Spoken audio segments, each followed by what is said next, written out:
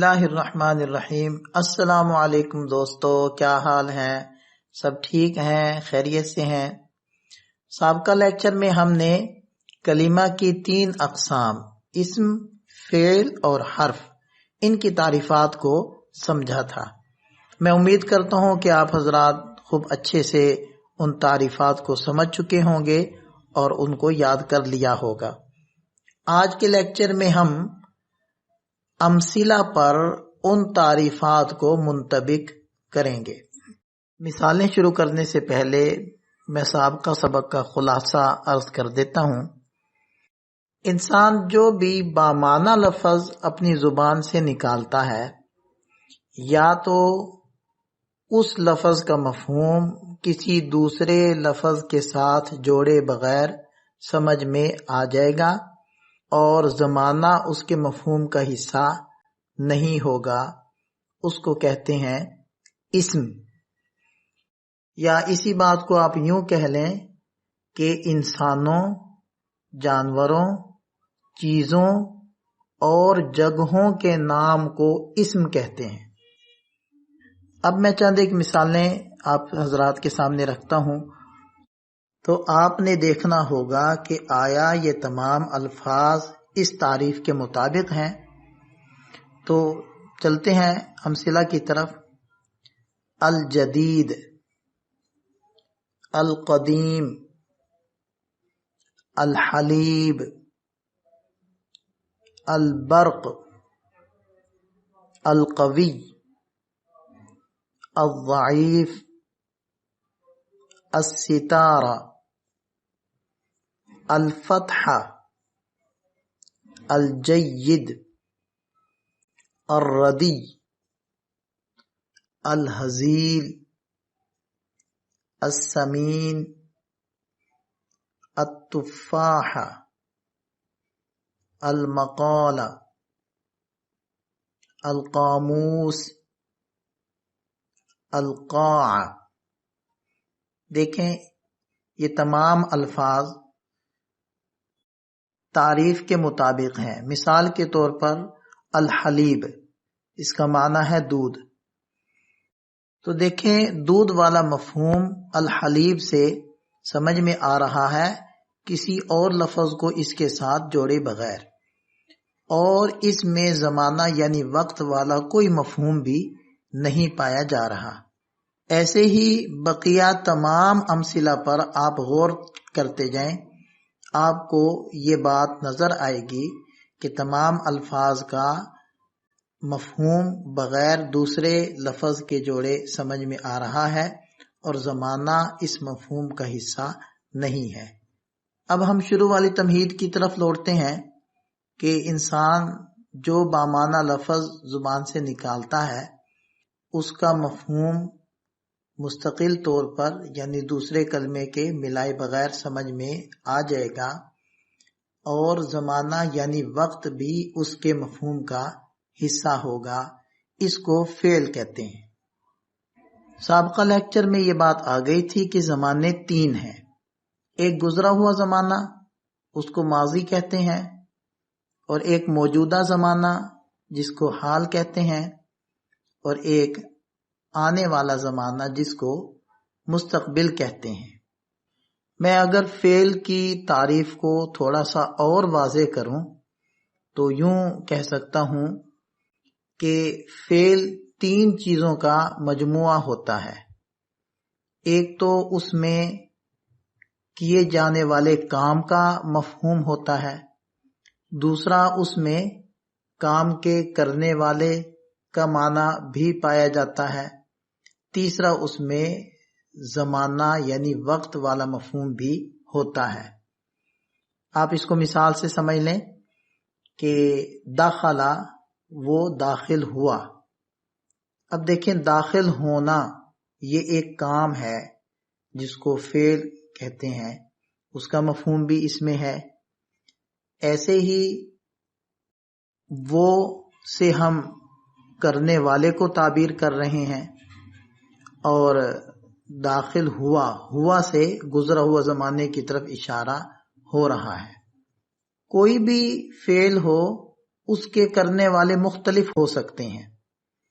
وہ بھی ہو سکتا ہے جو ہماری محفل میں ہمارے سامنے موجود نہیں ہے، اور کوئی کرنے والا ایسا بھی ہو سکتا ہے جو ہمارے سامنے موجود ہے، اور بولنے والا خود بھی اس کام کا کرنے والا ہو سکتا ہے۔ تو اگر کام کا کرنے والا وہ ہمارے سامنے موجود نہ ہو تو اس کو کہتے ہیں کہ یہ فاعل غائب ہے، یعنی غیر موجود فاعل ہے۔ اور اگر کام کا کرنے والا مجلس میں موجود ہو اس کو کہتے ہیں کہ اس کا فاعل یعنی کرنے والا وہ مخاطب ہے، جسے ہم بات کر سکتے ہیں اور کر رہے ہیں۔ اور اگر کام کا کرنے والا خود بولنے والا ہو تو ہم کہیں گے کہ اس کا فاعل متکلم ہے۔ تو گویا کہ کام کرنے والا اس کو فاعل کہتے ہیں، اور اس کی 3 قسمیں بن گئی: غائب یعنی غیر موجود، مخاطب یعنی مجلس میں موجود، اور متکلم یعنی بات کرنے والا۔ ایسے ہی کام کرنے والا جس کو ہم نے فاعل کا نام دیا ہے وہ کبھی 1 ہوتا ہے، کبھی 2 ہوتے ہیں، اور کبھی زیادہ ہوتے ہیں۔ ایسے ہی کام کا کرنے والا کبھی مرد ہوگا اور کبھی عورت ہوگی۔ تو اس اعتبار سے فعل کی مختلف شکلیں بنتی ہیں، اور ان مختلف شکلوں کو صیغہ کہا جاتا ہے۔ یہ صیغے کتنے ہیں اور کیسے بنتے ہیں، اس کو سمجھنے کے لیے آپ فاعل کی اقسام والے اس شجرہ پر غور کریں۔ سب سے پہلے فاعل مذکر اور مؤنث کی طرف تقسیم ہو رہا ہے۔ آپ پہلے مذکر کو لیں اور اس کے ساتھ واحد اور پھر غائب کو جوڑیں، تو صیغہ بنا واحد مذکر غائب۔ اب مذکر کے ساتھ تثنیہ اور غائب کو جوڑیں، تو صیغہ بنا تثنیہ مذکر غائب۔ پھر مذکر کے ساتھ آپ جمع اور غائب کو جوڑیں، تو صیغہ بنا جمع مذکر غائب۔ یہ مذکر غائب کے 3 صیغے بن گئے۔ اب یہی کام آپ مؤنث کے ساتھ کریں۔ آپ سرکل دیکھیں، پہلا صیغہ بنا واحد مؤنث غائب، دوسرا بنا تثنیہ مؤنث غائب، اور تیسرا بنا جمع مؤنث غائب۔ مؤنث غائب کے 3 صیغے ملا کر غائب کے کل 6 صیغے ہو گئے۔ اب یہی جوڑنے والا کام ہم حاضر کے ساتھ کرتے ہیں۔ دیکھیں، مذکر کو واحد اور حاضر کے ساتھ جوڑیں تو صیغہ بنا واحد مذکر حاضر، اور دوسرا بن گیا تثنیہ مذکر حاضر، اور تیسرا بنا جمع مذکر حاضر۔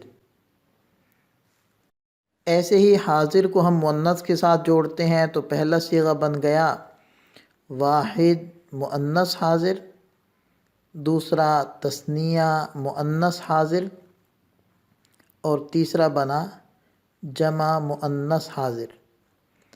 اب حاضر کے کل 6 صیغے ہو گئے، اور کل ملا کر 12 صیغے بن گئے۔ اب ہمارے پاس متکلم بچ گئے۔ متکلم میں واحد میں مذکر مؤنث اکٹھے ہوتے ہیں، تو ایک صیغہ بنا واحد متکلم، مذکر ہو یا مؤنث ہو، اور دوسرے صیغے میں مذکر مؤنث تثنیہ اور جمع یہ سب اکٹھے ہوتے ہیں، لہذا دوسرا صیغہ بنا جمع متکلم۔ تو یہ کل 14 صیغے بن گئے۔ ان کی تفصیل آگے آ رہی ہے۔ اب ہم آپ حضرات کے سامنے کچھ مثالیں رکھیں گے جن میں ماضی والا زمانہ پایا جائے گا اور فاعل مختلف شکلوں میں اس میں ظاہر ہوگا، جیسے دخلا داخل ہو گیا وہ ایک مرد، دخلا داخل ہو گئے وہ دو مرد، دخلو داخل ہو گئے وہ سب مرد، دخلت داخل ہو گئی وہ ایک عورت، دخلتا داخل ہو گئیں وہ دو عورتیں، دخلنا داخل ہو گئیں وہ سب عورتیں، دخلتا داخل ہو گیا تو ایک مرد، دخلتما داخل ہو گئے تم دو مرد، دخلتم داخل ہو گئے تم سب مرد، دخلتی داخل ہو گئی تو ایک عورت، دخلتما داخل ہو گئیں تم دو عورتیں، دخلتنا داخل ہو گئیں تم سب عورتیں، دخلتو داخل ہوا میں ایک مرد یا میں ایک عورت، اور دخلنا داخل ہو گئے ہم دو مرد یا دو عورتیں یا سب مرد سب عورتیں۔ تو ان تمام صیغوں میں ایک تو گزرا ہوا یعنی ماضی والا زمانہ پایا جا رہا ہے، اور پہلے 6 صیغے آپ دیکھیں کہ اس میں فاعل غائب ہے، اگلے 6 صیغوں میں فاعل مخاطب ہے، اور اخیر والے 2 صیغوں میں فاعل متکلم ہے۔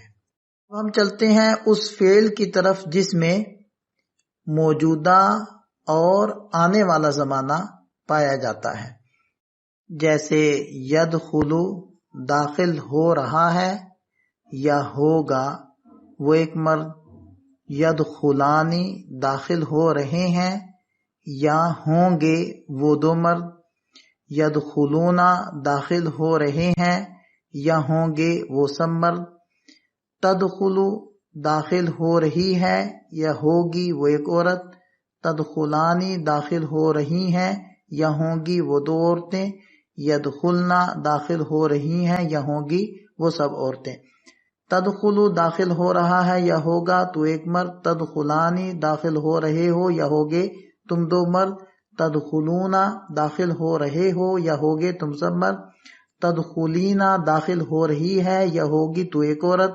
تدخلانی داخل ہو رہی ہیں یا ہوں گی تم دو عورتیں، اور تدخلنا داخل ہو رہی ہیں یا ہوں گی تم سب عورتیں، ادخلو داخل ہو رہا ہوں یا ہوں گا میں ایک مرد یا ایک عورت، اور ندخلو داخل ہو رہے ہیں یا ہوں گے ہم دو مرد یا دو عورتیں یا سب مرد سب عورتیں۔